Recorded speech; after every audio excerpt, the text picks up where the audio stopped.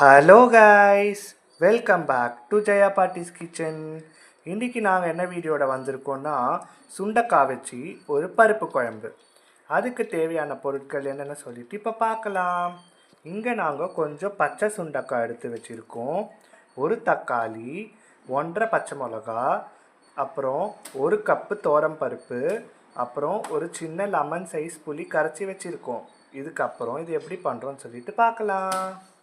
So இப்போ பார்த்தீங்கன்னா நாங்கள் என்ன பண்ணியிருக்கோம், எடுத்த சுண்டைக்காவை ஒரு சின்ன உரல் இருந்தால் அதால் ரெண்டாக அந்த மாதிரி இடிச்சிருக்கோம்.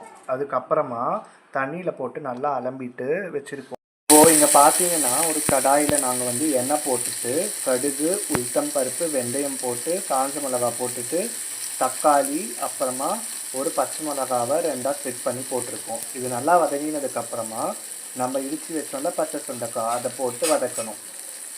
அதை வதக்கிட்டு மஞ்சப்பொடி, காரப்பொடி, தேவையான அளவு உப்பு, ஒரு 2 ஸ்பூன் சாம்பார் பொடி போட்டுட்டு புளி ஜலம் போட்டுட்டு நல்லா கொதிக்க வைக்கணும். கடைசியில் பருப்பு போட்டு இறக்கினா நமக்கு சுண்டைக்காய் சாம்பார் ரெடி.